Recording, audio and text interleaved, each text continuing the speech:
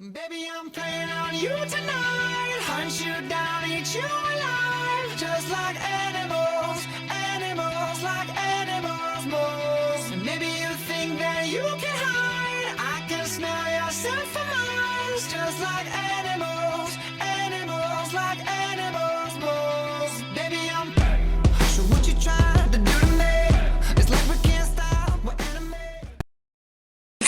Good job! Congrats! Dahil tapos ng tenure mo sa tenure na to. Charot. Hi, Ram! Congratulations kasi achieve mo ang pagiging comment. And, susunod ng EVP. So, push mo yan. I know kaya mo yan. And galingan mo sa sunod na tenure. Congrats and God bless. Ram, pwede bang sa Ate Clara lang mag-message sa'yo? Sports din naman siya before eh. Sports din siya. Andito na sa Ate Clara. Andito na siya sa dali. Ayun na. Happy New Year! Happy Year! Hi, Ram.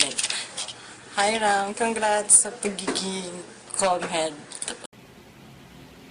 Congrats Ramses sa napakagandang sports tenure bilang Comhead at congrats na rin sa buong ISEP.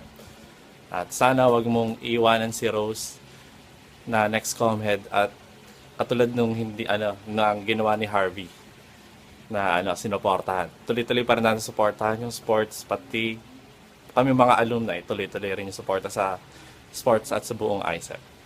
God bless next tenure. Hi Kuya Ramses, congrats! Congrats sa pagiging EVP tsaka salamat sa pagiging comment namin. Thank you, God bless. Hi Ramses!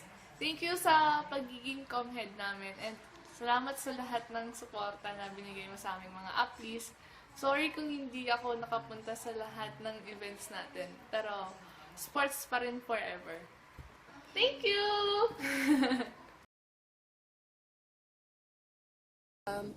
Thank you kasi sinanay mo ako na sa iba't ibang klase ng stress regarding our committee. Tapos ayun, good luck sa pagiging vice president, kaya mo yan. Tapos alam ko naging hassle sa'yo or na-stress ka sa aming mga Spartans kasi madalas konti lang nag-reply, madalas seen. Pero in the end, naging successful lahat, madaming pumunta, may mga nagpaka-active, may mga nag-attend ng mga events.